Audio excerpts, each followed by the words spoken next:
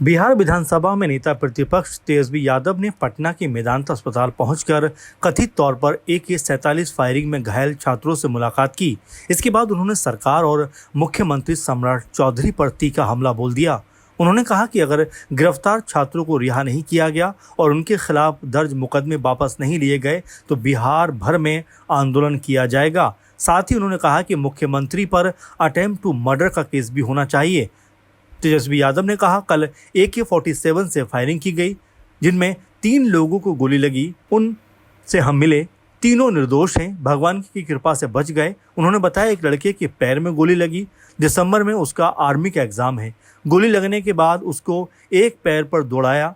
इंसानियत मर चुकी है। सम्राट चौधरी पर निशाना साधते हुए तेजस्वी ने कहा, सम्राट चौधरी जो सड़क छाप व्यक्ति है, हम सरकार से आग्रह नहीं चेतावनी देते हैं। जब दिल्ली में तय हो गया कि केस वापस लिया जाएगा तो ये सम्राट चौधरी कौन है भाई। उन्होंने आगे कहा, सम्राट चौधरी जी को चेतावनी है, कल शाम तक रिहा नहीं किया तो बिहार भर में आंदोलन करेंगे। इसकी जिम्मेदारी सरकार की होगी। तेजस्वी यादव ने कहा कि सम्राट चौधरी को खुद अस्पताल आकर घायल छात्रों से मिलना चाहिए। उन्होंने कहा, सम्राट चौधरी आकर निर्दोष छात्रों से मिलें, घर बैठने से नहीं होगा। इनको गोली मारी गई है। उन्होंने दावा किया कि कई लोगों पर धारा 307 के तहत मुकदमे तक दर्ज किए गए। साथ ही उन्होंने कहा, सम्राट चौधरी पर भी अटेम्प्ट टू मर्डर का केस होना चाहिए। पुलिस को लेकर उन्होंने बोला, पुलिस के लोगों से कहेंगे नियम कायदा से काम करिए, दल बदलू और जिन पर मुकदमा है उनकी बातों पर ना चलें।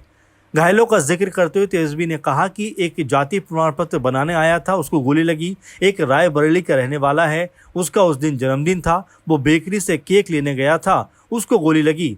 एक जो दुकान में काम करता था, उसको गोली मारी गई। उन्होंने आरोप लगाया कि निर्दोष लोगों पर गोली चलाएगी ये सरकार। लड़का कह रहा है कि गोली खाने सीमा पर जाना चाहते हैं, लेकिन देश में ही मर रहे हैं। अगर मुकदमा वापस और रिहा नहीं किया गया तो आंदोलन तय है। अब जिस तरीके से तेजस्वी यादव ने सीधे तौर पर सम्राट चौधरी पर हमला बोला है, उसके बाद सरकार की तरफ से और मुख्यमंत्री सम्राट चौधरी की तरफ से क्या पलटवार किया जाता है, ये देखने वाली बात होने वाली है।